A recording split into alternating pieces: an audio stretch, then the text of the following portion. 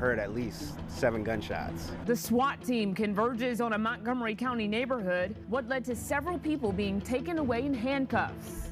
Over 100 firefighters were called out to fight a massive fire at this warehouse in the 6500 block of Chillum Place Northwest, which has burned for hours. There was smoke pouring out of 2 upper windows. Wasn't near as bad as it later developed. Mike Roach works just across the street and says many of his employees' cars will be stuck in the area until the fire is put out. The location of the fire, which is also near the Tacoma Park Metro station, caused delays for evening commuters on the Red Line. Riders were advised to take shuttles to get to their destination. I think he's a Robin Hood. What did he do that for? I'm kind of sitting on the fence, but what he did wasn't right. Varied reaction from D.C. drivers to the person you see in this video, unleashing all manner of frustration out on this speed camera at the 1500 block of Kenilworth Avenue Northeast, catching drivers going over the speed limit on this swath of the BW Parkway. He's really just going around like stomping them out and breaking cameras. Oh.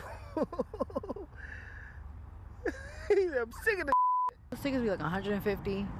I'm pretty sure a lot of us want to do that. Right. He was just bold enough to do it.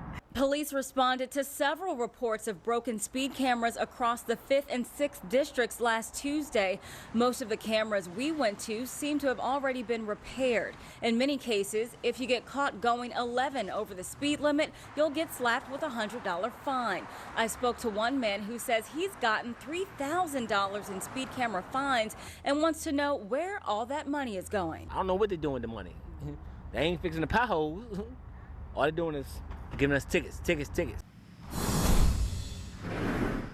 Candace, it's really amazing that no one was seriously hurt in this storm. Now, I'm going to step out of the way, but you can see behind me some of that destruction. You can see that there's roofs that's been blown off and windows broken, a lot of debris over there. I'm told that one person was taken to the hospital, but they've since been released with minor injuries. Some of the folks I spoke to say that they received a warning just as that tornado was touching down, and one woman who lost her home says she was on vacation when she got the news. Our townhome strip of 5 will be condemned, demolished, or have to be rebuilt. Total destruction. That's what the residents in this Stevensville community in the southern part of Kent Island are facing after an EF2 tornado ripped through the neighborhood just after 1 a.m., taking along with it roofs, siding, and anything else in its way. While some homes appear to be salvageable. This is definitely the worst of it. That's where all the water was coming in about 2 o'clock in the morning. Others appear to be a complete loss. Jeannie Hofferperth was out of town when she was told she may not have a home to return to. We were at the beach. Got the call this morning that you need to get home. Your home has been hit by a tornado, and I couldn't believe it. We're told her row of homes got hit the hardest, with the cost of rebuilding estimated to reach in the millions. You know, trash cans were floating down the road. The road was actually flooded to the point it was actually up over the sidewalk.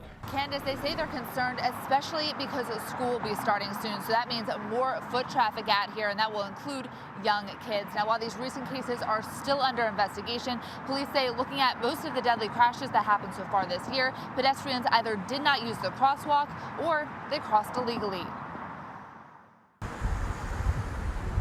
This Wheaton intersection sees no shortage of traffic. That is car traffic and foot traffic. You got the metro station right below us, so you got the bus station over here, so you get a lot of pedestrian traffic. Pedestrian traffic that's been the source of concern for Montgomery County Police in the past 2 weeks. They responded to 4 deadly crashes involving pedestrians, 3 along Georgia Avenue. And I was like, oh my God, not again. The most recent around 4 a.m. Friday morning, where Georgia intersects with Reedy Drive. Police say 41-year-old Mauricio Correra died from his injuries. The driver stayed on scene. All these crashes are very tragic, so the investigators are looking at all aspects of the scene. It started with smoke flooding the southeast community. And I want to go see if my aunt is in there. Some panicked to find their loved ones. Oh my God, this never happened up in this building. Others, So I called 911. bolted towards the Arthur Carper Senior Building, home to more than 100 senior citizens, to help But Bruce Darconti says something was unusual. He didn't hear fire alarms. Smoke was starting to billow a little bit in the hallway, so we started banging on doors to get residents out. We scared residents because they had no idea what was going on. Jones says he was one of them. Nothing in the whole building. They came and told me in the apartment to leave. I said, I don't believe you. DC Fire and EMS say when they got the call to 905th Street in Southeast just before 2:30 Wednesday afternoon, the smoke was coming from the roof. They quickly had to make several ladder rescues. U.S. Marines working nearby say they also jumped in to help. There's a lot of elderly in there, picked them up any way possible we could, and we just carried them out. Fire crews say they had to move to a defensive attack due to issues battling such a large fire. Even hours later, the smoke billowed miles away, and flames continued to flare up through the roof, where they believe the fire started. In a press conference, investigators said they are looking into the sprinkler systems and fire alarms. Day before yesterday, I had something on too long and overheated, and the alarm went off, crazily. Crews say 4 people were taken to the hospital with minor injuries, others assisted by loved ones and the Red Cross, leaving their homes behind. What did you have to leave behind in there? Everything, because it was quick. Everything. ID, everything. Everything I have except this, because I didn't believe it was anything. Tonight, we're told that those that were forced to evacuate are being assisted by the Red Cross, and temporarily for the night, they've been relocated to the Greenleaf Recreation Center that's in Northwest. Now, we're told that, according to the website, the Capper Senior Building was finished in 2007, and it's a privately owned and managed building. Investigators say they will be working with them to determine what happened here today. We're live in Southeast tonight. I'm Kelly Rule, DCW 50, News at 10. All right, Kelly, thank you. This is the Maryland Correctional Institution in Jessup, Maryland. It's surrounded by barbed wire and watchtowers.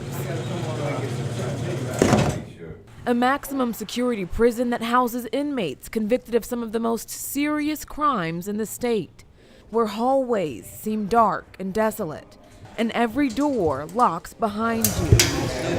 But there's also something sweet, something life-changing happening inside. Good boy. These innocent little cuddly puppies inside a prison. How could it not transform them?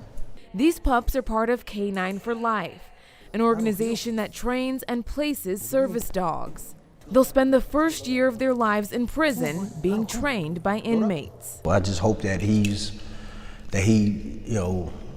passes everything and he stay healthy where he can become a service dog and help somebody.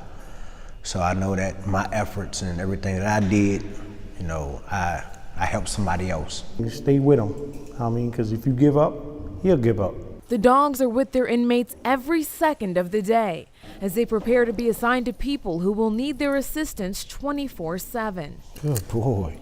But even in here, Otto, Luther, and Stuart are making a difference, representing light and hope. There's a lot of potential in these dogs, It's priceless because, you're dealing with a lot of individuals in here, but for a fact and for sure that this puppy, you even get mad at him, he's gonna love you regardless. So that keeps you cool. Kevin Johnson says there's only one way to describe his relationship with Otto. Close friend, best friend you can have. He's my best friend. Something Courtney Simmons understands completely. The best thing about having Zyto in my life is I went from losing consciousness at its worst was once a week to now the last time that I had an episode was October 25th of 2014. Zyto was trained by K9 for Life to monitor Simmons' heart rate and alert her before something goes wrong. He's given me the opportunity and the chance to become the woman that I am. She says because of him, she knows the meaning of independence and she's able to live a healthy lifestyle.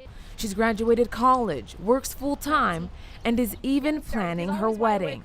He is so in love with me, and I am so in love with him that his just devotion to me and his desire to work and his desire to help me it's inspiring. A love that inspires just as much outside these walls as it does on the inside. In Jessup, Maryland, Jasmine Norwood. DCW 50 News at 10.